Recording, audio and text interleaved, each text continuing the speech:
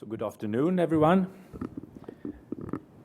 And thanks to the ARM team for giving me this opportunity, and thanks to all of you for coming this late afternoon or afternoon in the late part of the conference. So my name is Bjorquist. I'm from the city Gothenburg. For those of you that are not familiar with Gothenburg, Gothenburg is in Sweden, and Gothenburg is the hometown of the Volvo cars, maybe of relevance in this country. But I'm not here to talk about cars, I'm here to talk about VeriGraft. So Veri is Latin and stands for true. So we are working with true transplants or even personalized transplants. I will talk to you about that now. So we have a very clear goal. We are personalizing transplants in order to cure severe diseases. And I will show you some examples. But first, a little bit about the company. So we are a spin-off from the Karolinska Institute in Stockholm. But as I said, we have moved the company to Gothenburg on the other side of Sweden. We are privately funded by venture capitalists. We have a highly experienced management team. So the majority of the team has grown and made exits with the biotech company in exactly this space before. The key word for us is tissue engineering and regenerative medicine. And what I haven't talked to you about yet is that we have a current focus on blood vessels, especially veins with valves. So a little bit about the technology first. So transplantation. We are transplanting a lot of organs today, the vital organs. So we are transplanting hearts and liver and kidneys, and there is a simple reason for that, of course, because we cannot live without a liver or without a heart. But we will not transplant that many non-vital organs today, and there is another very obvious reason for that, because there is a high price to do that. And that price is to live the rest of our lives without an immune system. We have to heavily immunosuppress the patient before we can do a transplantation. And such treatment is connected to a lot of very severe side effects, like, for example, a dramatically increased risk of cancer. So we have a solution to that in our company. We are personalizing the transplants. And by doing that, we do not need any immunosuppressive agents. So you can see the technology in short here, starting on the upper left corner. You can see a blue guy there with a blood vessel. So blood vessel is a tube, as you know.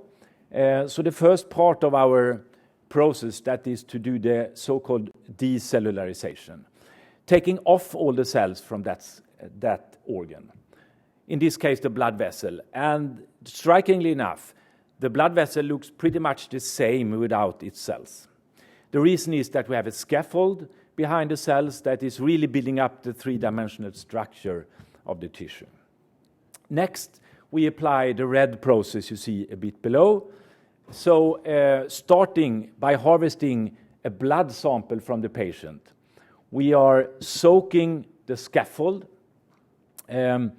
for 1 week in peripheral blood. We are adding some tricks to this process, but we are not manipulating any cells in the blood.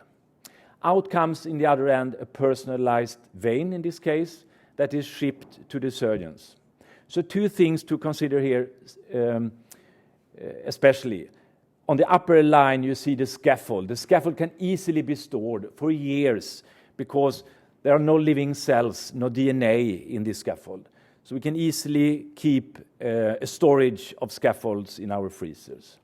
Next to consider is that there is a lot of people doing these type of processes out there. But our process is unique because we are using peripheral blood as it is. So no isolation of cells, no expansion of cells, just using the peripheral blood as it is with some enhancing factor that we are adding. So what have we achieved? These pictures are from large animal studies. We are doing a porcine study here. You see the surgeons working with the pigs. You see a vein that has been transplanted.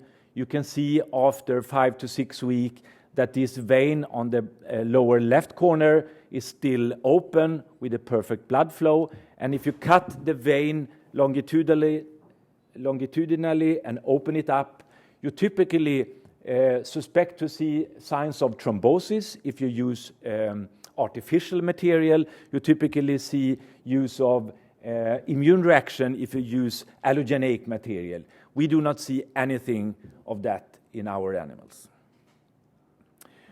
So we have even been in the clinic, but only with a small trial that is actually under something called the Helsinki Declaration in Europe. So it's 3 cases, and it's for us more of a clinical proof of concept that the technology works. So we are not going to use these data in our regulatory process. Instead, I would like to describe to you our first product.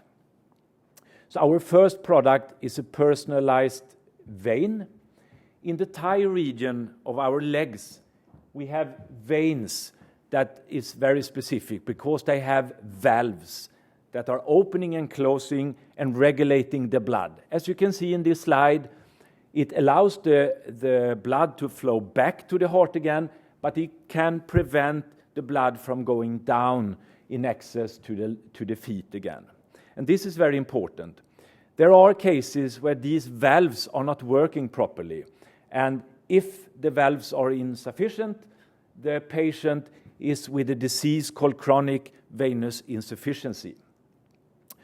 So chronic venous insufficiency typically starts with swelling and pain of the legs, but after a while, and in the most severe cases, these type of very nasty ulcers, bleeding leg ulcers, are developed. So this is a very common disease. So 1.5 million patients only where we have been able to, with high efficacy, target them. That is in Europe and the US. These patients are typically off work. They are on sick leave. They are on early retirement or sick retirement, and thereby they are of an enormous burden to our societies. What happened to these patients today? Actually, there is no treatment because none of the current products on the market can help these patients because no one has developed a blood vessel with functional valves that can be used. So there is a virgin market, and only calculating with some percent of the market, I will come back to that, we have a multi-billion US dollar market. So our first product is basically a piece of a vein like this, 4 to 6 centimeters long, containing a pair of functional valves. So this is a product that goes directly from our process to the operating theater and used by the surgeons. So we are now just on our way to start our first phase 1/2 clinical trial. It's called phase 1/2 because it's patients, but it's a first-in-man study. So it's a small study, 10 to 15 patients with severe CVI. You see some of the details here. This is a unique trial that is first of its kind. This trial is financed right now by the European Commission, so we have received one of the most prestigious grants. We have heard a bit about these type of grants today. So it's about 2.5 million US that we have received in order to run these clinical trials. So to sum up a little bit, severe CVI can be graded, and the two most severe stages are, as I mentioned, 1.5 million patients. And as you can see, just the symptomatic care of these patients is really enormous. These patients are to be treated, but we have calculated to be realistic with Right now, 10 to 15% of the market, but still this market is of the size $2 to $3 billion for us. We have checked our reimbursement model with experts, and our model is considered strong. So we have relatively low cost of goods, and that makes us confident in our model. So we have a little more in our company. I won't go into any details, but as you have heard, we are developing veins, personalized veins. They are in the clinical phase now. We have a second program on blood vessels being arteries. That's a very interesting area for us. So personalized arteries will be able to target some of the really blockbuster indications that are today the patients in those indications are treated by artificial grafts today that are working in some cases, but in many cases there is still a great medical need. The third program is personalized nerves, peripheral nerves for peripheral nerve injury. I do not have time to go into all details, but please ask me later. So to sum up with 2 slides about the investment opportunity, because we are doing another fundraising round right now. We are looking for $6 million.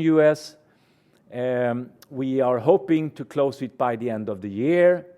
The use of those funds will you see again in next slide. And you can see at the bottom line that we also have some clear ideas about exit for our investors. So this is the last slide. You see some colorful arrows here. So the blue one is the vein program, the green one is the artery program, and the yellow is the nerve, personalized nerves. You can see that we have our clinical trial program. We have animal studies and other preclinical development in the other 2 programs. So the use of funds you see here, the 6 million euros may be a very modest amount of money in this country, but together with the grants, we have together more than $3 million in grants now available. We believe that we can bring the company 2 years ahead and being through the first clinical trial program, which makes us more confident for yet another fundraising round. So that was my last slide, and by that, I just want to thank you for your attention, and then there is 2 minutes for questions, if any. Thank you very much.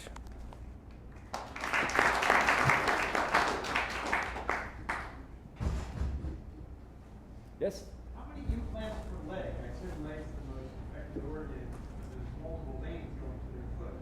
Yeah. So in some patients, Use a microphone. Sorry, thank you very much.